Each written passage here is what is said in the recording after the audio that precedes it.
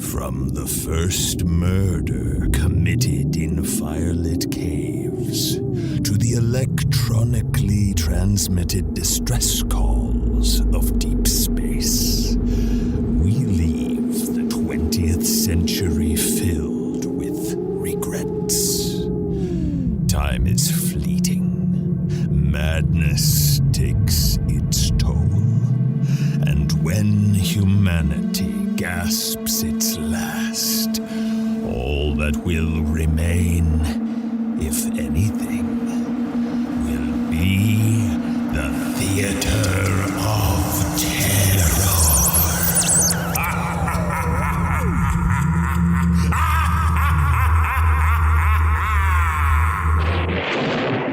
Hotel of Tomorrow 2. The House of Shelley.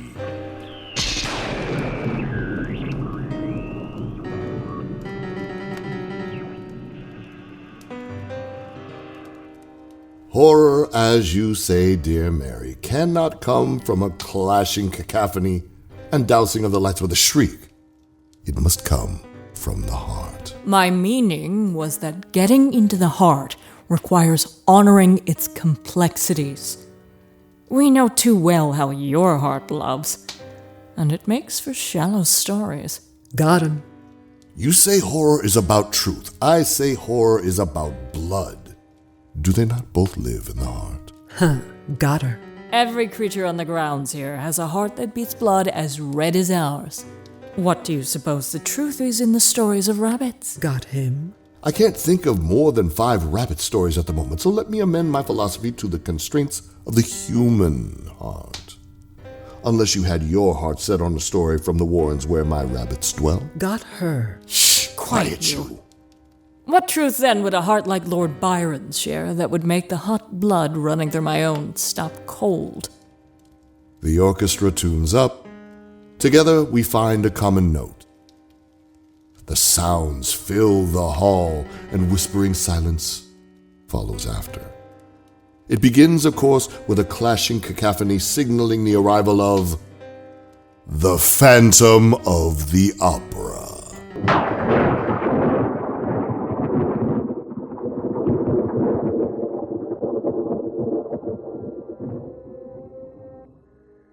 In the dark, behind and above stone and wood, and pain and fire, I watch with the quiet burning passion of a lonely ember. My fury cannot keep this fire burning, though. Not for want of trying, but my passions are in a different key. The light in the dark that keeps me company is the music. It wafts slowly to me, rebounding off stone and water. Then, almost suddenly, it's rising above me, filling the room with light and sound until it hangs over me, threatening to crush me again with the isolation. When it all ends.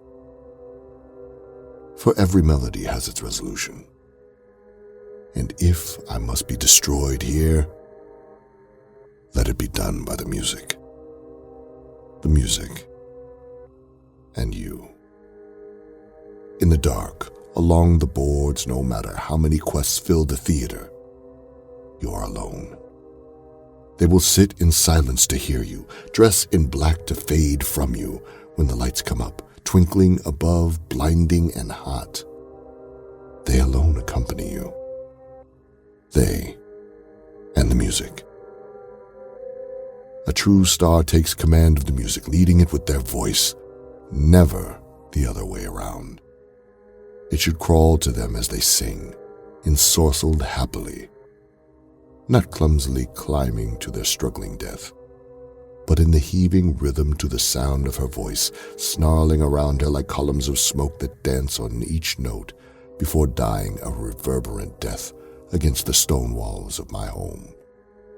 Oh, but her voice does not create songs that die in diminishing tones. Her voice spits notes out like deadly ravens that assault the ears and roost in my heart. The walls are caked with the echoes of her pitch, and the curtains are soaked with her shrill insistencies. She not only commands the music, she commands the room, every room, any room, and she obliterates any fool who treads close without praise or flowers. She is the cause of every problem production faces, yet the only reason the production exists at all. She is a nightmare. She is a star. She is not like you. Tender and kind, eyes wide but questioning. What's a nice girl like you doing in a theater like this? What star have you followed to find yourself here? Or are you hoping to be that star, and your song will lure the house out of their seats and into a clumsy standing ovation? There is something in your sweet humanity that fleshes her out, something relatable in your perfection, something endearing in your failures. There's maybe something about your dad in the middle too, I'm not sure. But that force which sent our star screaming from the house is that same which compels me to you, has always drawn me, that ember which burns in me forever, the wanting, the music. Have you lured me here, or I you? I have no name for you to speak, and she is the dreamer of us all. The three of us locked together in a strange duet, but only her power grows. If I cannot be hers, you will be mine. I call to you, command you, draw you out with the bait that drew me to this very trap. My song leads you away from the bright lights of rehearsal, from the men who fawn over you and paw at you. I drop my voice and let the music crawl ahead of you that you might quicken your step. In the heart of the theater you will find me waiting. Here the light of 1,000 candles flicker over dusty cobwebs and brackish water sloshes ankle deep. But my song flows here too.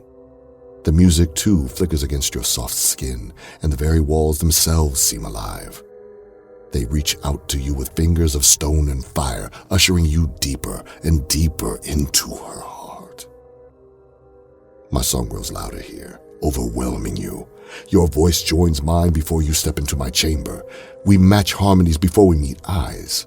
Your voice does not falter when you see my mask. Your gait does not slow at the thought of what horror it could be hiding. But I see the hesitation in your eyes. When I hold out my hand to you, you do not raise yours to meet it.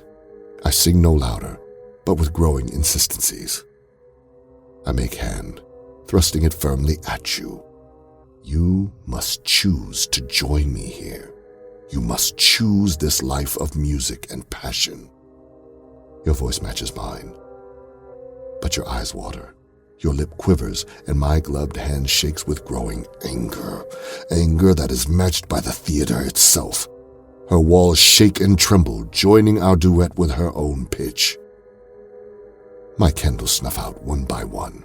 They drop into the roiling water and fall onto my rugs and silks. Still, you do not take my hand. My voice becomes a harsh bellow as ancient dust shook free from its crevices chokes me. My eyes bulge hotly and I make hand again, but still you refuse. Your voice rises and pierces through the shuddering noise of the foundation shaking, but it never falters.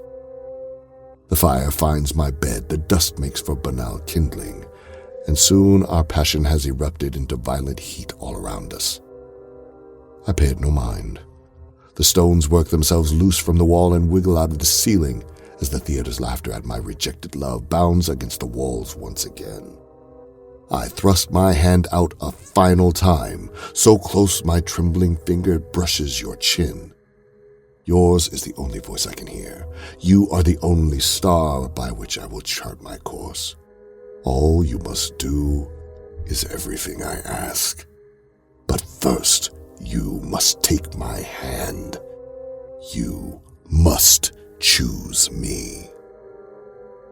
You reach up for me, slowly, rubble and fire falling into the water all around us. Tears fall from your eyes, and I let them flow from beneath my mask as well.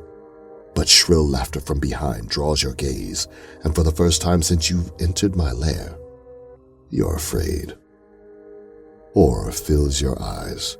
Your song twists into a shriek, and your delicate fingers slip through my own as you flee. I howl and collapse to my knees. but I do not pursue. I will not chase that which will not have me. I will not climb over the bow of my ship for a cheap love song. The fire rages around me, and if you look back to see if I was consumed, I do not know. The shrill laughter that has turned to familiar songs spat out like a deadly assault. The music comes from behind burning silks in the corner of my home. I cannot see for the smoke and tears in my eyes. I crawl to her, ensorcelled by the music once again. I cannot sing with her, though. My own voice burned to a cinder for you. But she is here, singing to me, laughing at me, a very part of the stage and the curtain and production itself. I reach my hand up to her, blind and sweating as the walls crumble. She has starlight eyes and a terrible smile. She reaches a hand down to me, and in one swift, tender motion, whisks off my mask. She kisses me then, holding my face firmly in her strong hand. Without the music to hold it aloft, the entire house is brought crashing down on both of us.